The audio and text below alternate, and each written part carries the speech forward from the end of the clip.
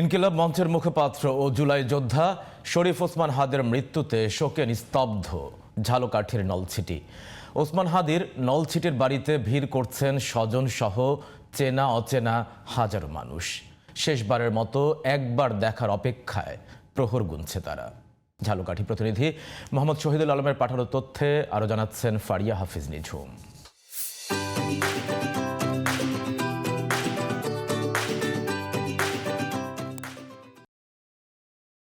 ঝালকাঠির নলছিটি উপজেলার খাসমহল পৌর এলাকায় ১৯৯৩ সালে জন্ম নেয় ওসমান হাদি। টিন শেড ঘরেই জন্ম নিয়েছিলেন সৈয়দ শরীফ ওসমান হাদি।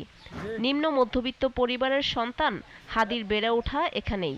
বাবা মাওলানা আব্দুল হাদি ও মা তাসলিমা হাদির ঘরে ৬ সন্তানের মধ্যে হাদি ছিলেন সবার ছোট।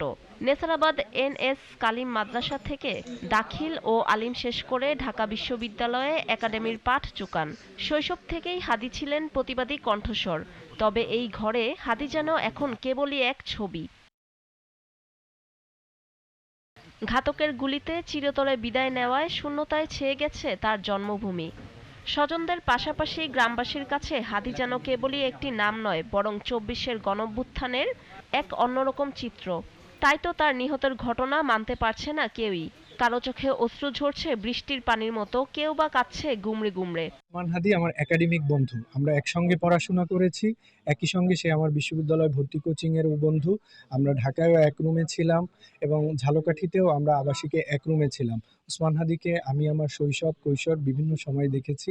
তিনি আউট অ্যাক্টিভিটিস পড়ার বাইরেও মেধাবী তো ছিলই, এর বাইরে তিনি আবৃত্তি, কবিতা, একই সঙ্গে লেখালেখি এবং বক্তৃতায় তার অবস্থান সবসময় জাতীয় পর্যায়ে শ্রেষ্ঠ ছিল। শুক্রবার সকাল থেকেই চেনা অচেনা বহু মানুষ ভিড় করেন হাদির এই ভাঙাচোরা ঘরের সামনে। বাড়িতে থাকা হাদির বোন আর বোনের পরিবারকে সান্ত্বনা দেন আগতরা। সকলের দাবি এখন একটাই, হাদি হত্যার বিচার চাই। ওসমান হাদিকে যারা হত্যা করছে তাদেরকে বিচারের মুখোমুখি করতেই হবে, এটা আমাদের ১ নম্বর দাবি। এবং ওর সাথে যারা জড়িত আছে এই হত্যাকাণ্ডের সাথে তাদেরকেও বিচারের আওতায় আনতে হবে। বাবার কবরের পাশে যেন হাদির কবর দেওয়া হয়, এমনটাই ইচ্ছে ছিল বলে জানিয়েছে পরিবার। ফারিয়া হাফিজ নিঝুম, জিটিভি নিউজ।